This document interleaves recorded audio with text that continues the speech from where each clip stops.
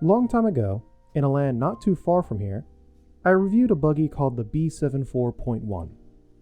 When I did that review, the only track I ran at was the late AJC Speedway, which was an AstroTurf track. To be honest, it wasn't really a good idea to only run the car at a small indoor track that ran on a surface which, to be honest, isn't too popular in the States, and then talk about it for only 5 minutes. This time, I'm slightly wiser, have more RAM, and have a better idea of how a car should feel for myself on different surfaces, particularly clay. Like any other of my reviews, we'll be dividing this video up into sections, so if you want to skip to a certain section, feel free to go ahead and look for the timestamps in the description below. Before we begin, I'd like to remind you to hit that like button and feel free to subscribe to the channel if you haven't already, and hit the notification bell as well. With that out of the way, this is my experience with the Team Associated B74.2D.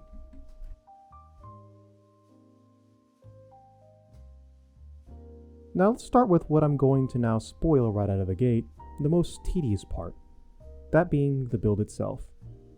Now that I have more experience with other four-wheel drive buggies and how they go together, I must say out of all the ones I have built between the Techno and the Yokomo and the Associated is probably the weakest in terms of congruence and enjoyment in the build itself.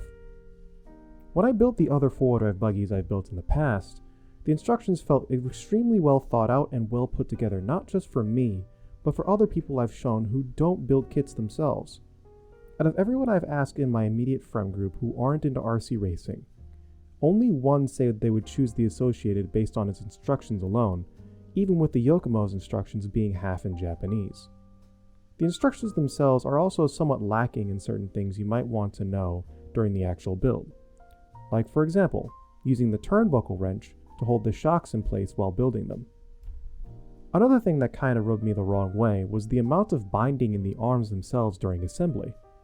This is something that was an issue in the previous B74.1 I reviewed a little while ago, but this time I don't have the caveat of this being the early model like the last time.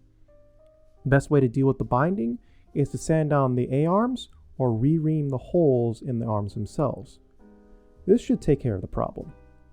In terms of how the kit went together as a whole, this is the first kit I actively said to myself, I'm going to take a break. Previously, with other kits, I was able to knock them out within a day, or at the very least one sitting, with the longest sitting I did being the RC8B4E, mostly due to the fact that I filmed the whole thing. It took me about 12 hours in total to complete. This 74.2 took me about 8 hours of active building, but over the course of 2 days, as building this kit wasn't as enjoyable as other kits I've built up until now, including other associated kits. Keep in mind, I built this thing as the manual instructs. I know there are people out there who do things in different orders compared to what the manual recommends, but I wanted an idea of what AE thought was a good order to build everything. And to be honest, it wasn't an enjoyable build. It was okay, but not great. The reason I say it was okay and not bad was because compared to the 6.4 I reviewed before, this one did have some improvements in the instructions that need to be mentioned. First off would be the fact that this isn't the kind of build where you have to have all of the electronics ready to go as you're building it. It's fairly easy to build this buggy as a slider if you so wished, while leaving out some small parts needed to mount them. Also, unlike previous instruction manuals from Associated, they give you alternatives to certain things you can use if you don't have something like green slime.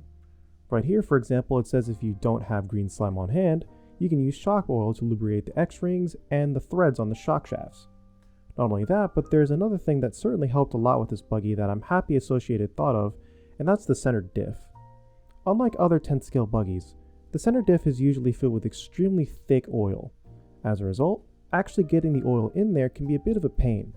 Knowing this, they gave you a squeeze pack that cannot break, making it possibly to actually build the center diff without specialty tools. And lastly, the biggest improvement in my opinion, the turnbuckle sizes are 1-to-1 on the actual page. All in all with this build, the things wrong were generally balanced out by the things that were right, which is why I said the build itself was okay. Even though I did do it in one sitting, and I'd rather not do it again in the order recommended by AE in the manual, and with it being the weaker build compared to the Techno and Yokomo in terms of just building it, it's not god-awful, or even bad, it's just tedious, if okay.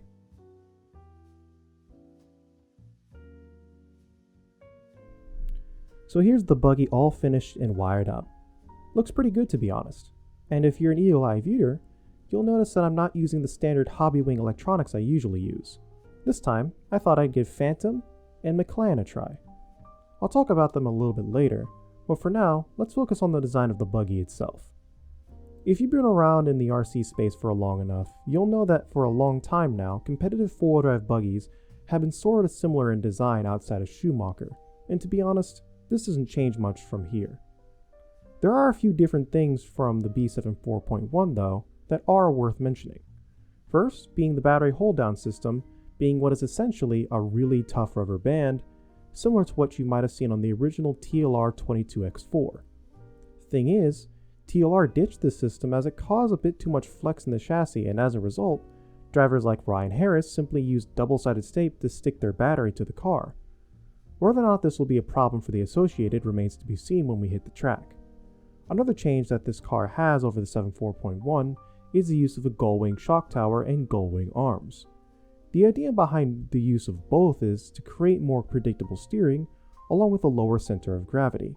As you can see, the actual gull-wing shape of the arms is hard to see compared to something like a B6.4, but they are there. But probably the biggest change from the old 74.1 is by far the shocks. Like the 6.4 two-wheel drive buggy, they are 13mm in bore to give the shocks more of a damping action, make landing jumps easier and more stable, and make the car more stable over bumpy terrain. Now of course this limits you to using springs that are for 13mm shocks, AE and Techno springs specifically, but springs are generally cheap for the most part, so there's that. Now one thing that was very much an issue for the original B74 and 74.1 was twitchiness, and some things never change. Even though the car seemed to be set up out of the box for much more loose tracks, with center diff being relatively loose coming in at 200k from the factory, the car had about as much steering as you want everywhere, under braking, acceleration, and neutral throttle. Me with a body style that says I eat alphabet soup with a fork wasn't being able to handle the car initially, as the four-wheel drive buggy I had previously run, the Techno EB410.2, was much more forgiving yet slow. It was exactly because the car was slow that made it easy to drive, along with its weight and width. The Associated, on the other hand, could be equated to that of a touring car on stilts, which, considering my racing history, should be right up my alley. The problem is that I tried to drive the Associated the same way I drove the Techno. Let me say this right now. If you're coming over from another more forgiving chassis like the EB410 or perhaps another brand of car that's easier to drive out of the box, the 74.2 can feel like an unwieldy dragonfly. You could say that my driving the EB410 formed some bad habits that I needed to break. As for the stock setup, for this track in particular, I can say that it's not really well suited for it. In fact, I'm confident enough to say that the setup the kit comes with isn't well suited for most indoor dirt style tracks. If I was to change anything out of the box, I would run either thicker oil for the front and slightly thicker oil for the rear, something like 37.5 for the front and 32.5 to even 35 for the rear. Along with that, I would raise the center diff fluid to something like 500k for a medium grip track to even higher depending on grip levels. With changes like those, you have a car that pretty much handles like butter on any indoor style track.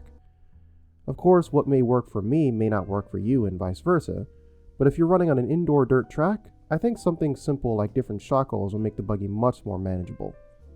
Now, for durability, well, I've only really run this car once, and during that race day I never broke anything. However, one thing that is broken on a lot of other 74.2s that I've personally seen have been wing mounts. Wing mounts generally as a whole are under a lot more stress, so it doesn't really surprise me, and I'm pretty sure that there's already an aluminum upgrade from J Concepts, so if you find a part breaking a lot, you can remedy that by sacrificing a little bit of weight distribution.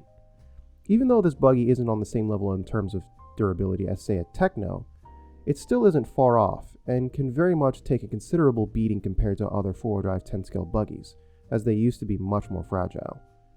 And if you end up breaking, any hobby shop, both online and in person, will stock parts for you. In conclusion, I think I'm actually going to hang on to this buggy for a little while and try to make it work more for my driving style.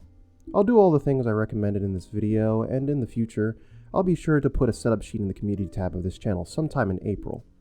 The Team Associated B74.2. Even though the build process may not be as enjoyable as other buggies I've owned, including other associated buggies.